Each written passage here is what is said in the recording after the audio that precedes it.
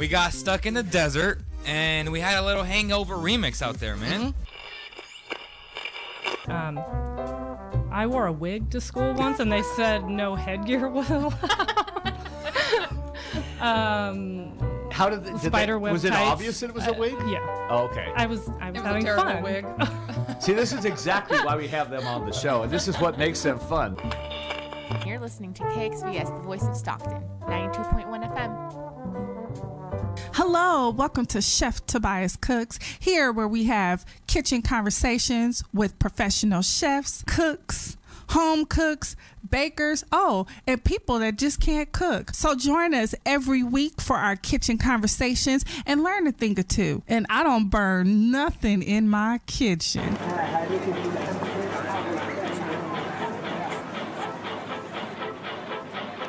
Do you want to relive the golden days of Stockton? Join Nate Knott on Stockton Alive every first and third Monday at 6 p.m. Tune into thevoiceofstockton.org.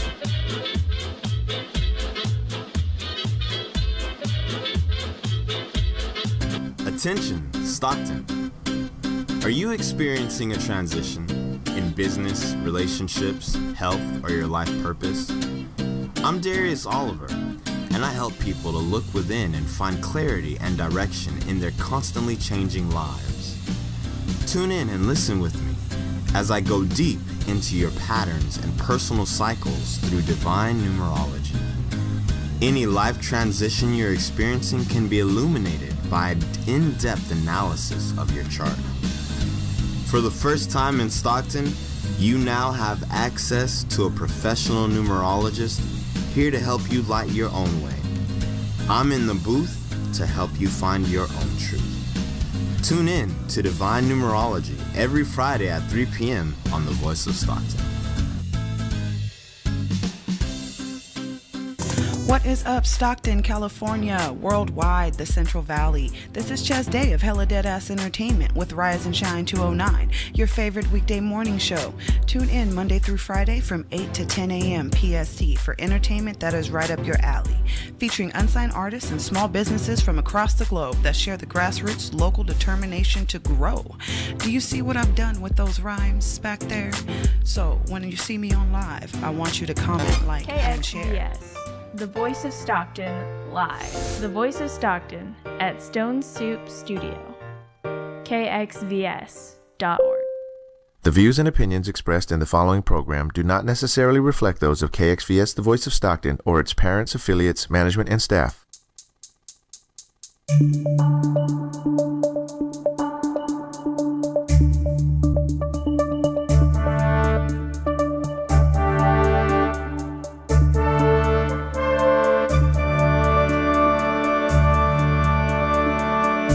The Voice of Stockton on KXVS presents Stockton SJC with your host, Governor Don and Cesare Day. Hello, everybody. Hey, how you doing, Ches? Good. How are you doing today, Gov? Wonderful. We have a special guest to talk about something that's actually a hot topic in our community. Yes. Miss Lori Ospina from the Stockton Economic Empowerment Demonstrations, also known as SEED. Welcome to the studio, Lori. Hi there. Thanks for having me. All right. Let me turn your mic up. Yeah. All right. So this is something that a lot of people are they're talking about. It's really it's almost it's totally a new idea, isn't it?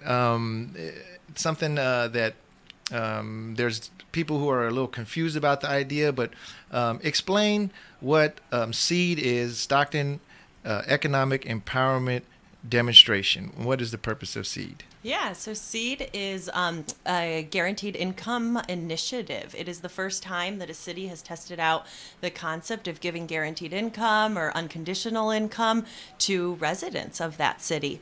The idea is pretty simple in theory. Give people unconditional cash. Don't put a lot of rules around how they use it, how they qualify for it. Just really trust that a lot of people are struggling to make ends meet, and that enabling them agency over their decision making and access to a little bit more resources could be a really big help for them. Empowering. Definitely. This is something that People are experiencing, we talk about and we hear about the economy has improved, and, the stock market is at record highs, but it hasn't translated in a lot of people's everyday lives. Mm-hmm. And there's many people are struggling, and we hear the estimate of over 40% of Americans, I believe it's a majority of Americans cannot handle a $500 expense, and it would bankrupt them. Right. And so that's an interesting number, because it's right at the number that your program is contributing to individuals. Why would this be a controversial idea? What are the aspects of it that people are opposed to? It's kind of I don't know. To me, it's a no-brainer, but. Yeah, no, when you look around our city and talk to people exactly like those that you're talking about, who are struggling to make ends meet despite working really, really hard, a lot of them working 2, 3, in some cases even more than that, jobs, and yet trying to raise families or be active members of society, it's not working for too many of them. And so we need to try something new. We're quick to say that we don't necessarily think there's one silver bullet solution. This is part of a panorama of solutions that as a city we need to be looking at and exploring. Right. But yeah. I got sidetracked. The controversial. So controversial. I think the maybe most controversial aspect of it doesn't apply in our case. So I think a lot of people tend to think, I don't want my money going towards that. I don't want to be taxed to pay for that, or I don't want to pay for someone else to receive this benefit.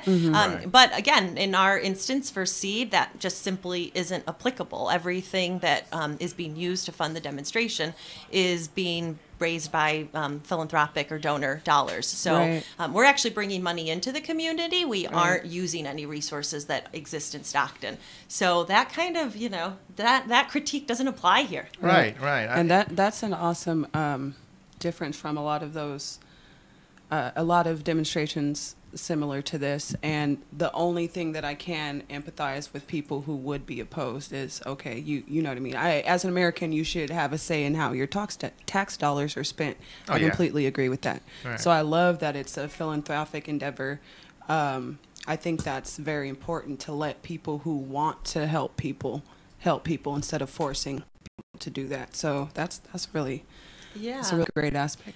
Yeah, I think people who have that resistance to it, or think that it's maybe costing the city money, completely underestimate how much resources it's actually bringing into the city. So we were initially granted a $1 million grant. We're fundraising additional resources to support different projects on the ground, partnering with different agencies and community organizations here locally. So additional resources are coming in that way.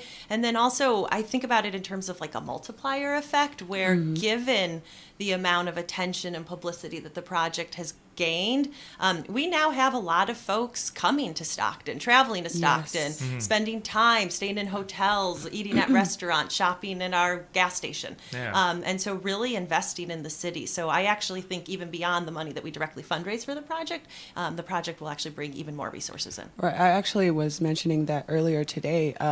Stockton's one of the first places in the country where this is happening, right? Yeah. If not the only. Is there other... So this is the first time where we're really doing it kind of this way. We're talking about it as a guaranteed income, where a public official, Mayor Tubbs, is really kind of standing for the project and putting his own public support behind it. There have been different versions of the same idea in other places, though. Okay. So the one we often talk about most is the Alaska model. So in Alaska, several years ago, I would say it was probably about 30 years ago, the governor of Alaska established something called the Alaska Permanent Fund Dividend. And so with the money that the state generates from oil revenues each year, they have established a public fund. And from that fund, at the end of each year, recipients are paid out a dividend. I think that was a part of the plot in the Simpsons movie, was they moved to Alaska because it was paying people to live there. Interesting. It's Well, a that's pretty generous dividend. So in Alaska, it's about, on average, it's been between like $3,300 and $2,600 per person. Right. And there, if you live there, whether you're 6 months old or 60 years old, you qualify. So some Wow. people like have had really great situations set up for themselves. People who get ready to go to college and actually have money saved for it and can actually think about doing things like that. Yeah, I mean, I think that's a good concept because then, you know, the people who are there, and they're the ones who are being affected by the oil drilling and all that. They have to put up with the byproducts of that industry, and so it makes a lot of sense, I think, for them to receive benefits from it. You know, I mean, Libya before the war, that was how their model was. I mean, not to speak of it as I mean, it was, that part of it was successful. That, you know, instead of enriching one group, you know, people in general could benefit from it.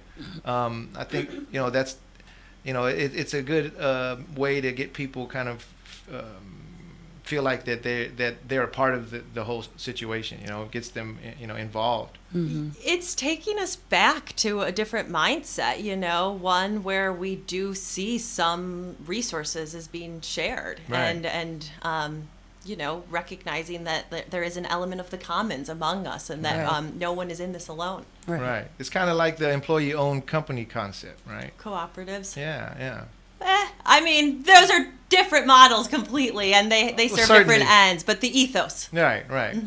Now, one of the before we even heard of this project, a few years back, Gavin Newsom came to Stockton.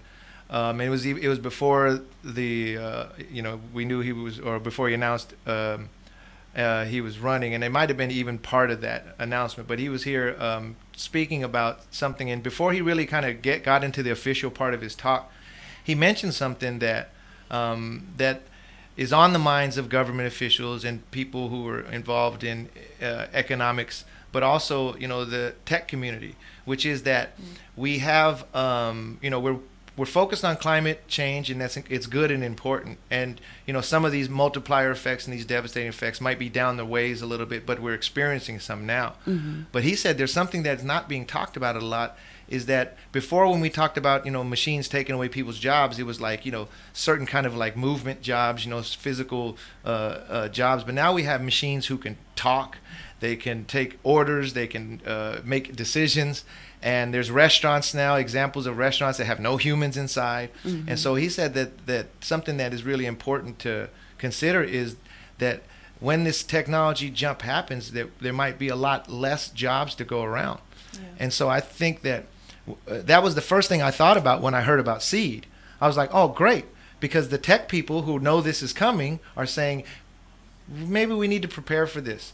And if you wait to when it happens, it'll be too late. People will be suffering. Yeah. So now is a great time to do a demonstration to find out how cash flow actually affects people. And so by using, you know, a set amount, then we got like a control, and we could really like study how people are affected by, you know, having less money or more money, and really the impact it has on people's lives. Yeah. You're hinting at something, and I'm making a note to myself because I want to tease it out. I think, you know, we've had a couple different people talk to us about, like, how is this different than other benefits, or like specifically earned income tax credit, which I don't know how familiar people are, but that's kind of one lump sum when you get your tax refund at the end of the tax year. And those are great. And that program, for example, is one of the most recognized as one of the most effective poverty alleviation programs in all of our tax code and all of our public benefits. But it's distinct because it's this one-time benefit, and that's really what makes this idea behind SEED and guaranteed income very distinct. Right. It's not about getting one big lump sum. It's about providing some element of stability and predictability, which is what so many people are lacking right now. Exactly. This idea that each month you can actually count on a minimum, on this idea of like an income floor. Right. Yeah. That you know that if something goes wrong or that unexpected bill shows up, the floor doesn't have to fall out from underneath you, that each month there's this minimum that you can count on and rely on. And that's quite different than anything we've studied.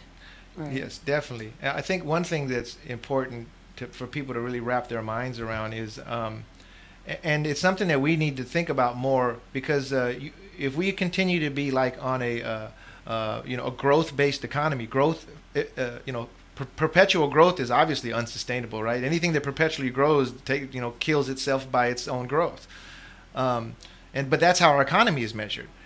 But if you measure things a little bit differently, then we could still measure our successes, measure how well we're doing, but then take into consideration that not everything is like how much profit can I cut out of this. A lot of things are about this is common sense. We know when a person's born, they need to eat, they need to have a place to live, they're gonna go to school, they will drive probably a car eventually. All these things that they're bound to happen in a person's life, and I think that projects like this help us to consider that whole life of a person, instead of just like be focused on when they're born, and then when they come of age, and when they have problems, and then we're always like putting a Band-Aid on something instead of healing or preventing the illness to begin with, so to speak. Yeah, no, we talk about this a lot, but money impacts all aspects of people's lives, and it impacts all people, and it impacts all people differently. And so restoring agency to people to kind of know what they need best and in the moment is really kind of one aspect of this that I really think is interesting is that you guys aren't like making any classes or anything mandatory, any like financial like services, requirements, but also like teachings. You know what I mean? I like that it's a pure demonstration of what humans will do. You know what I mean? So I'm a optimist, so I'm positive, but it'll be interesting. It's really interesting to see how much people want us to add a requirement. We are just kind of accustomed to those things going hand in hand. Right. If you're going to help someone, there has to be a price tag. There has to be a requirement. There's a drug test, right? Right. Well, that's what we hear. Exactly. Yeah, exactly. So it's been really interesting. Honestly, if I kind of came in assuming we wouldn't do added services, but I hadn't completely written it off. And just hearing the way in which people like are so programmed to think that has to be included has actually made me more steadfast in the decision to not like I include said, them. I think that's great because I think it will be an honest expression of what people will do with just some income. You're listening to Stockton SJC on KXVS. We're with Lori Espino of SEED, the Stockton Economic Empowerment Demonstration. Information is at stocktondemonstration.org. Yes. We like to say that from time to time. Yeah, and you can also follow us all over social media at Stockton Demo. Stockton Demo. StocktonDemo.org. Now, I know I'm just gonna please don't beat me up for it, but it is something that we when we're talking about it, we use the word experiment, and I know that that's not like a friendly word to it, and I know that technically anything is an experiment. I mean, having kids is an experiment, right? Raising a family and such, living a life, but it is, and I think the reason why we want to. The idea to stay clear of the word is because there's so much negative connotation to an experiment. It seems like you don't have a clue, or you're just trying to, it's impersonal. Right. And then also experiment is ambiguous with whether there's a goal, an attainment, whereas a demonstration is already a presentation, and it already is already doing what it's supposed to do. And so, is there a way that SEED would measure success or failure, or is it all about acquiring data and learning from it, or a mixture of I think depending on who you talk to, you kind of maybe hear slightly different responses, but overall I think we've all kind of coalesced around this idea that simply being able to say what happens is pretty exciting. And so we shouldn't take that for granted. Right. So we will do an impact evaluation. We've hired a team of independent researchers, one from the University of Tennessee and one from the University of Pennsylvania. And they are independent, objective researchers. Out of state even. Yeah. They don't even have a California bias. No. Yes. No bias at all towards what happens here. Right. But the people who are investing the money, this is coming from tech, right? This is Silicon Valley and other groups who joined that initiative. Is that right? Or where is it just coming from everywhere? Or Yeah, we've been doing kind of a diverse fundraising approach. So talking to all sorts of different people who are interested in the idea, both from private kind of philanthropists to foundations and whatnot. Our original initial investor was a group called the Economic Security Project, which is a nonprofit,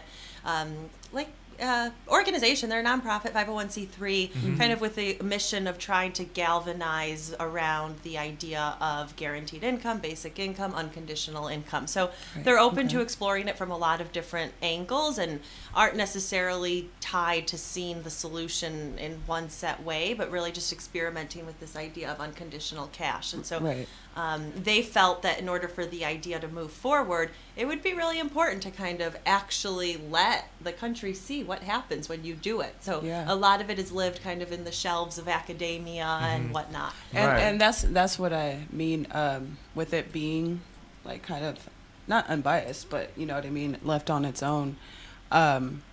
Whether it is a positive outcome or a negative outcome, it's still a step forward in how we will solve these problems. You know what I mean? Because if it doesn't work, we need to know that. Right. You know what I mean? And figure out why it didn't work. Well, isn't that the point of people who want to, they're worried about their tax dollars, they want some sort of attachment or requirement. It's really, they're really trying to say, we don't want it to fail. And so, but we don't know what would happen anyway. So if you don't know what the outcome is likely to be, then you can't head it off at all. So first you got to kind of like pour the water and see where it flows before you know where you got to put your your levees. Totally. So many of the decisions we make about social policy right now, and especially around kind of benefits and poverty alleviation, is built on a lot of assumptions. Yeah, arbitrary. And so we're just trying to, put some evidence to it. On the table. They were drug testing food stamp recipients. I believe it was Florida. If it's not Florida, forgive me. And they spent like millions of dollars drug testing them, and they like kicked off like 3 people from the program or something like that.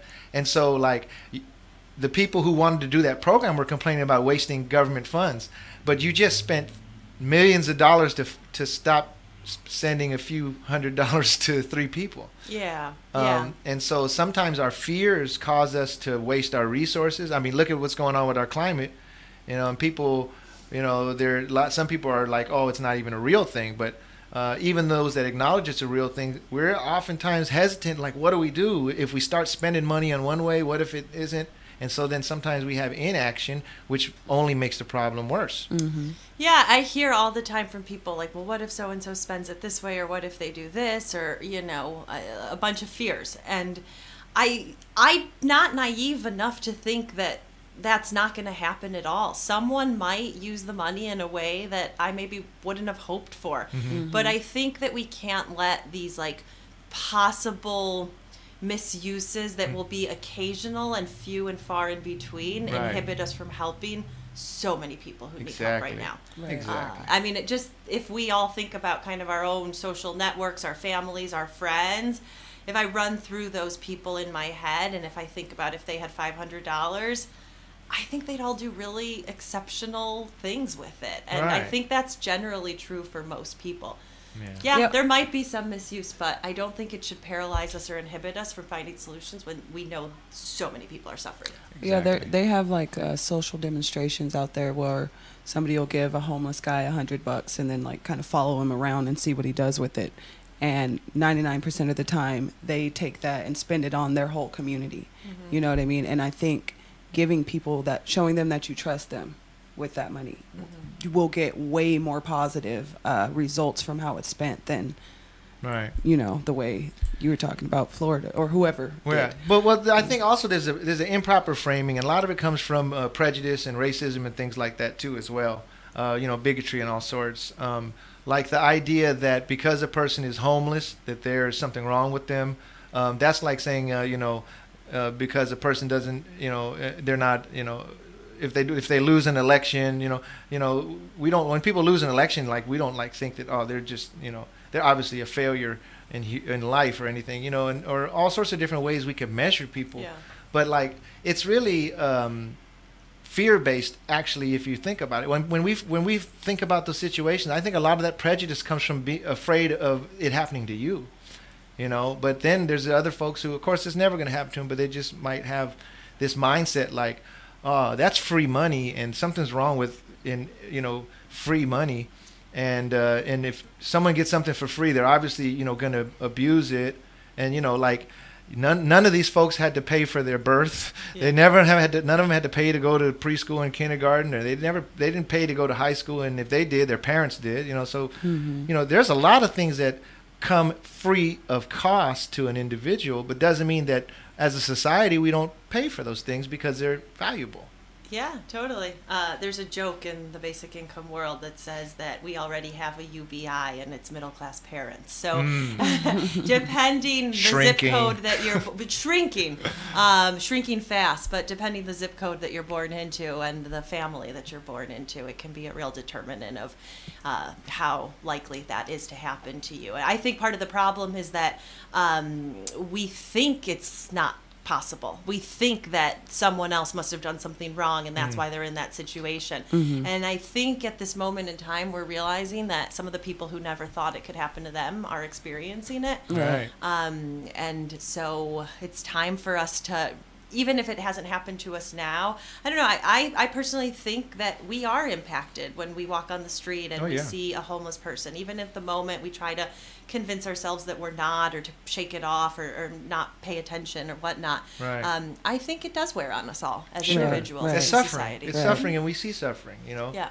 I mean, it's that's what I think that's what makes us human, is our, ability to, step outside of what, some would call natural, and to go into like a different mode, like a self-sacrificing mode, or, to have compassion for another being or even another creature. Of course, animals, we see have compassion for each other, even outside of their species, but that is, isn't that the best side of humanity? The side where we are compassionate and we consider another person, and we give without expectations. We all know that this is the best, and this is every year we get ready for a time of the year when we're giving, right? And so we know that's the best time of the year, right?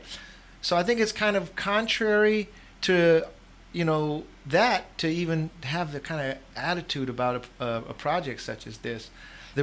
But that's where SEED is really cool. I mean, like the sheer fact that we're having this conversation. And, I think a year ago when the mayor first put out the idea of a guaranteed income or this project, and it was kind of like, what?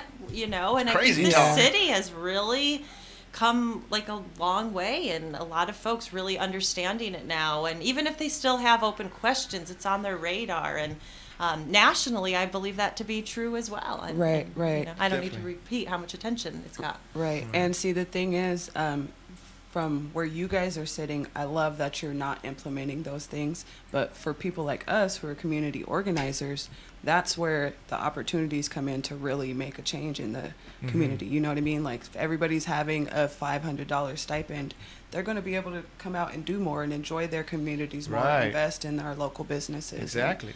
I think that's on our end as a community to make those opportunities and bring people out to do financial coaching and do all that stuff. You know what I mean? Like, the people who want that, like, that's us as community organizers. So people want additional resources.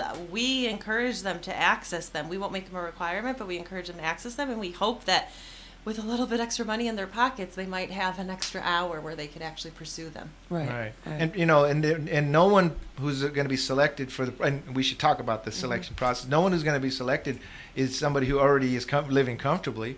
And the fact is, and you have to if you don't believe it, just think about it for a second.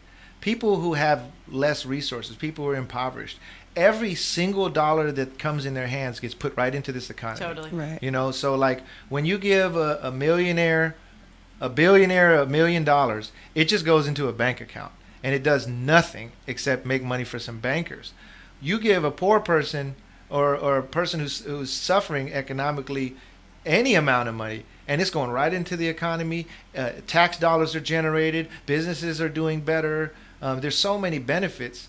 And really, we know that when a person gets older, they generally get Social Security to help them to survive, and that just makes sense because we know they can't go out and earn a living generally, at least not physical labor. And so like I think what it is that just the same thing is when people are afraid, when they don't know about something, they become fearful, and then they got to kind of maybe justify that fear, and they do it sometimes by maybe going into attack mode. I've seen people angry at homeless people. I think we've seen it. We've probably all seen people who are angry at a person for being homeless, but what are they really expressing? They're really expressing this fear, this insecurity that they have in their own heart. I mean, that's what I think. Yeah.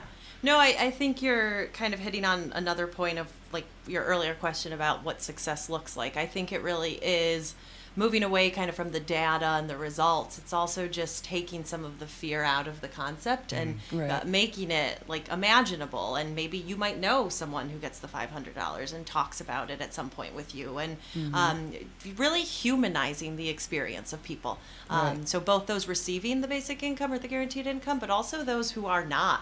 And trying to humanize some of the challenges and the roadblocks that people are experiencing, and why they don't experience financial security. So take us through the selection process. The mayor picks everyone who's going to be a part of the program, right? No. I mean, he's been talking about it. He's been pushing it. Yeah. He was very keen on that not being the way it plays out. I don't blame him. Yeah.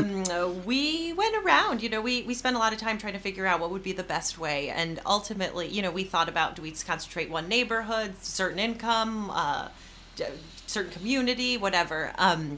And ultimately felt like people really wanted it to be diverse and representative of the city, that all people should really kind of have a shot to be represented in the group, and then that it be fair. Same thing, that everyone have an equal opportunity to be considered. We've heard from so many people who want and need this help. So it was challenging, but ultimately where we decided was working with our research and evaluation team. They will actually be the ones to administer the selection process on our behalf, just to ensure it's complete objectivity.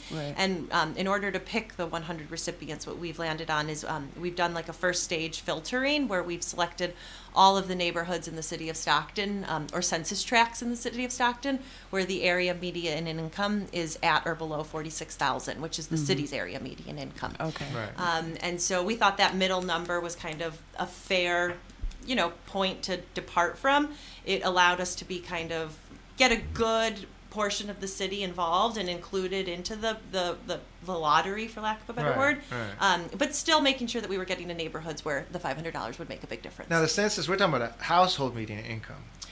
We're talking about neighborhood area median income. So the median income, so if there's, and very few houses that have one person in it, right? So that $46,000 is likely more than one person's income. So we actually are not concerned with what the individual house's income is. We used the neighborhoods as a way to help us kind of target folks who would benefit. So you select the neighborhood.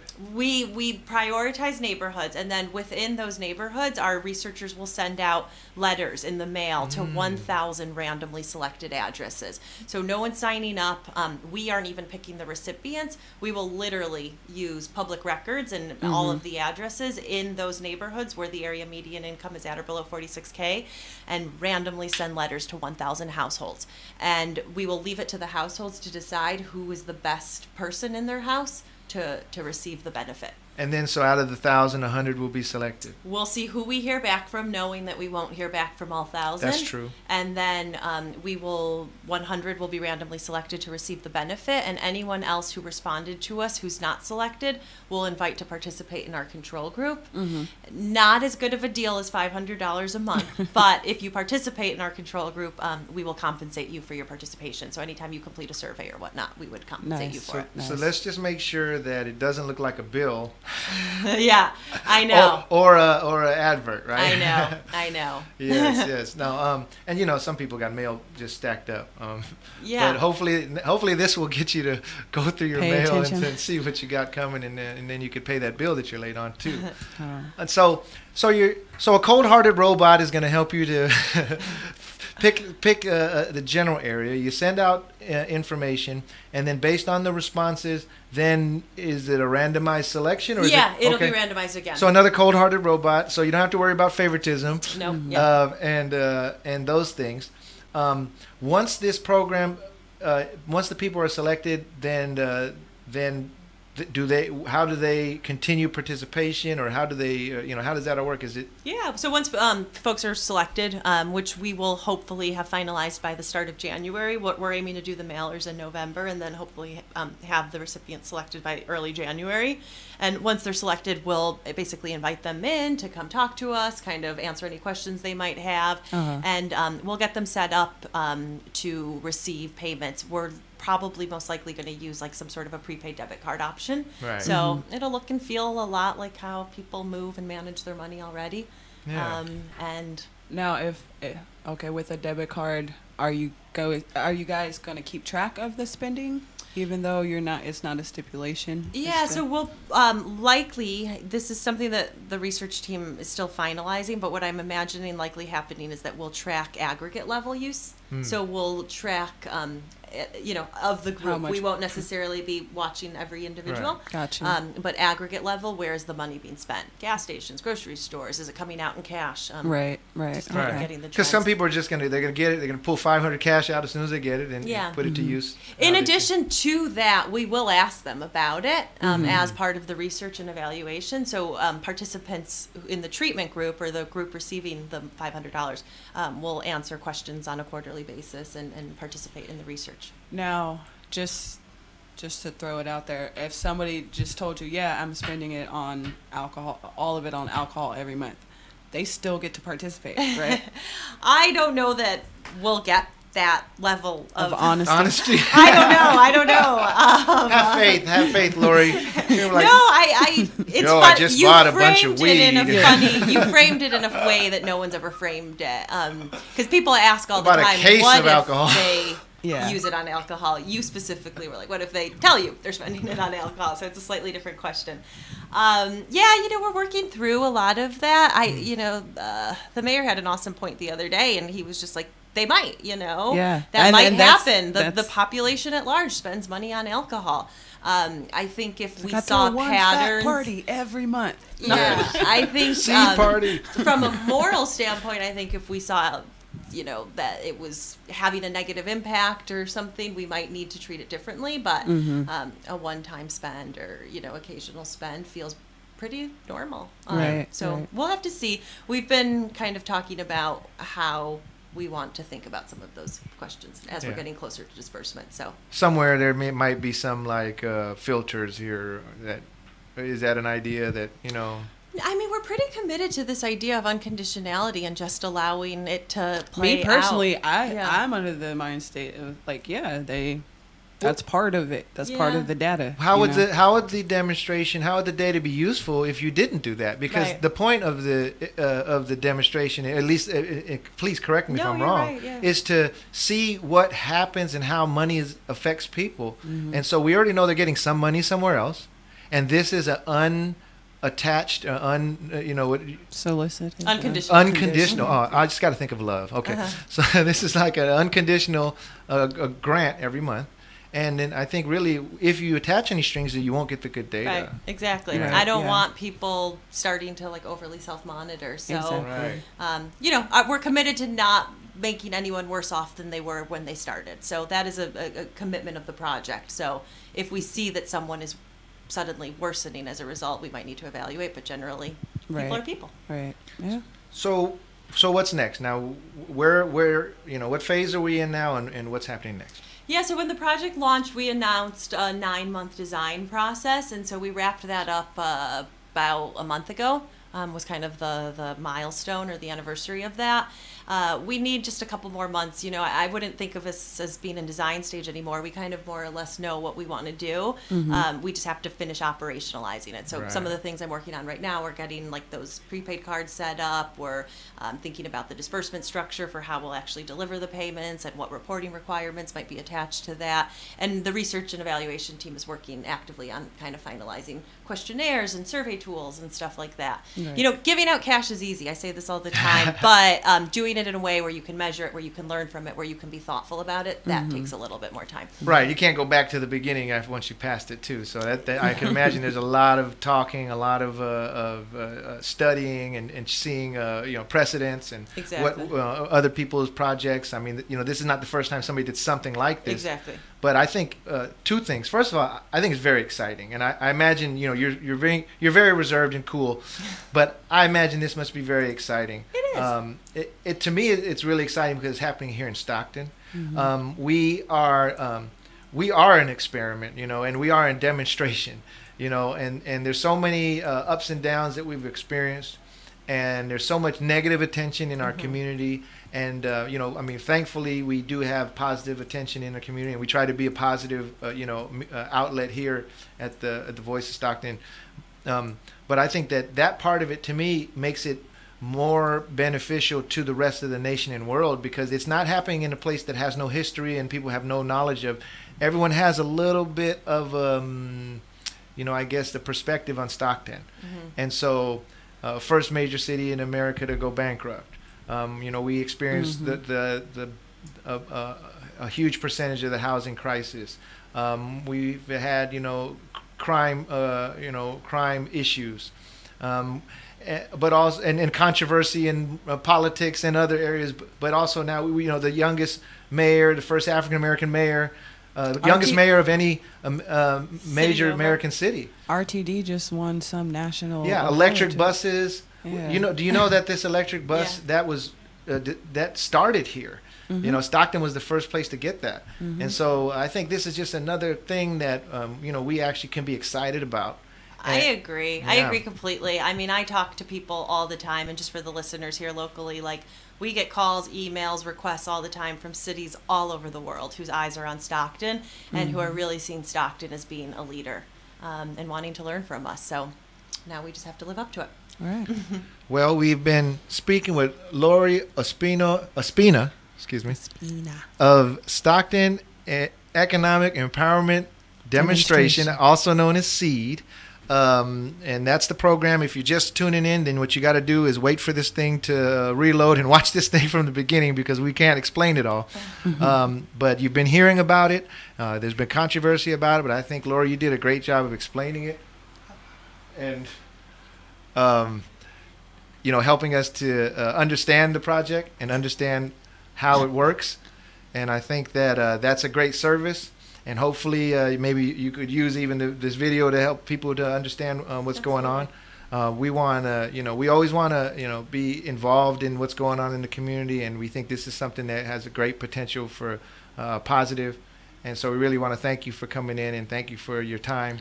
Real quick, did you guys have any more city meetings planned before? Oh, right now I don't have anything. I've been kind of just doing different.